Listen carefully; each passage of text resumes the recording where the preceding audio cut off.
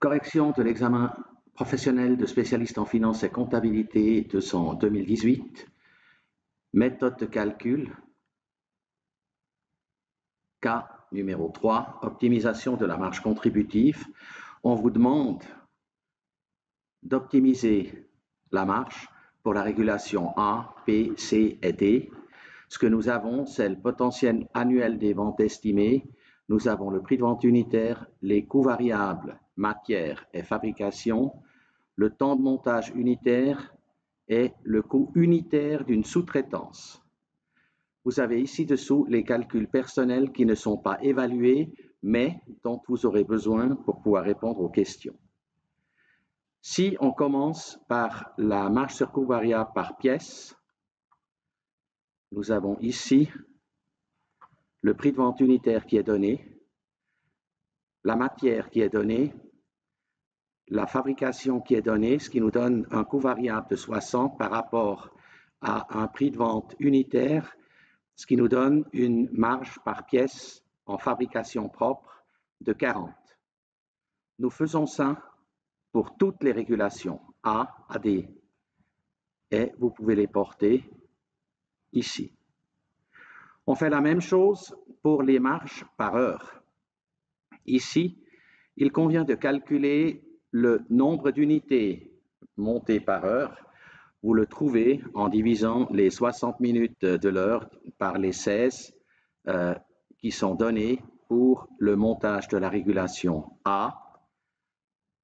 Vous multipliez les 3,75 fois les 40, la marge sur coût variable par pièce, et vous avez la marge sur coût variable par heure. Vous faites la même chose pour tous les autres composantes également. Vous le portez là. Ça sera important. On aura besoin pour la réponse A, B, et puis après ça change. Nous avons en même temps calculé la différence de marge sur coût variable par pièce.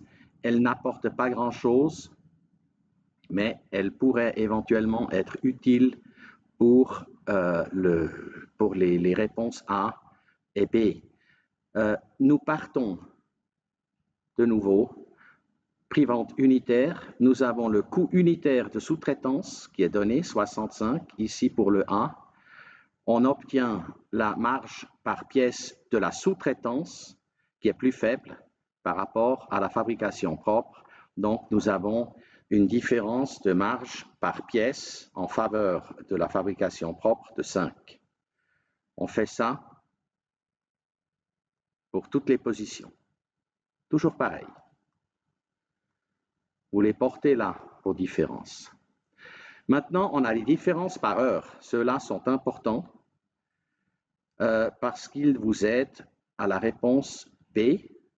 Donc, nous avons la marge par heure sous-traitance, les 3,75 unités que vous montez à l'heure, fois les 35.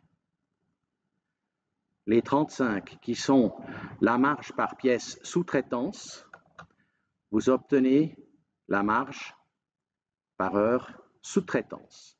Nous avons la nôtre, donc celle propre, qui nous vient de